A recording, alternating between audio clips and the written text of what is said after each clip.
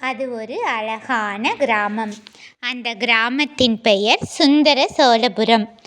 அந்த நாட்டை ஒரு குறுநில மன்னன் ஆண்டான். அவனது பெயர் முல்லைவேந்தன். அவனுக்கு 2 மகன்கள் இருந்தனர்.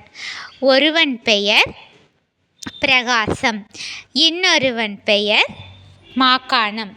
இருவருமே பெயருக்கு தகுந்தாற்போல் இருந்தார்கள். பிரகாசம் அறிவிலும் பிரகாசமானவன். அறிவிலும் பிரகாசமாக இருப்பதோடு மட்டுமல்லாமல் அனைத்து கலைகளிலும் தேர்ச்சி பெற்றவனாக விளங்கினான். மாகாணம் பிரகாசத்திற்கு நேர் எதிர்மாறாக இருந்தான். அவன் அறிவிலும் சற்று மந்தபுத்தியுடையவனாக இருந்தான். மற்ற கலைகள் எதிலுமே மிகவும் ஆர்வமில்லாமல், கற்றுத்தேராமல் மிகவும் மந்தபுத்தியுடையவனாக இருந்தான். இப்படியே நாட்கள் சென்றது. அரசனுக்கு வயதும் ஆகியது. அதனால் ராஜ்யத்தை தன் 2 மகன்களிடம் யாருக்கு ஒப்படைப்பது என்று அரசனுக்கு மனக்குழப்பமாக இருந்தது. உடனே அவன் அவையில் உள்ள அமைச்சர்கள் அனைவரையும் கூப்பிட்டு, யாருக்கு நான் அரச பதவியை தருவது, நீங்கள் என்ன முடிவு செய்திருக்கிறீர்கள் என்று அனைவரையும் கேட்டான்.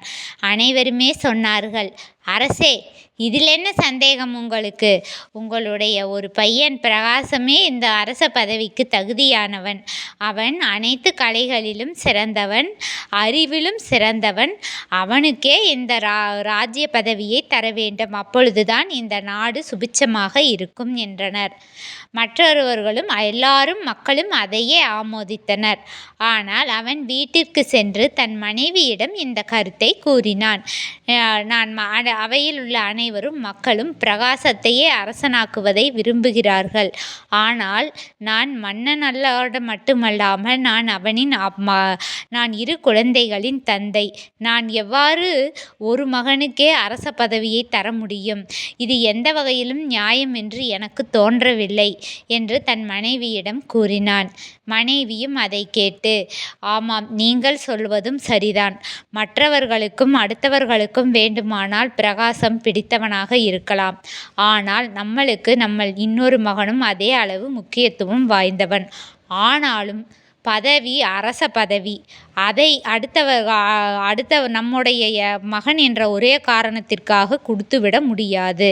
அதனால் இருவருக்கும் நாம் முதலில் இரு சிறு சமஸ்தானங்களை நிர்வகிக்கச் சொல்லி கொடுக்க வேண்டும். பிறகு அவர்களின் செயல்திறனை பார்த்து முடிவு செய்து அவர்களுக்கு ராஜ்யத்தை ஒப்படைக்கலாம் என்று மனைவி ஆலோசனை கூறினார். அந்த ஆலோசனையை கேட்டு அடுத்த நாள் மந்திரி சபையில் அனைவரையும் வரவழைத்து தன் 2 மகன்களையும் அழைத்து இருவருக்கும் ஆளுக்கு ஒரு சமஸ்தானத்தை கொடுத்து ஆட்சி செய்ய சொல்லிவிட்டான்.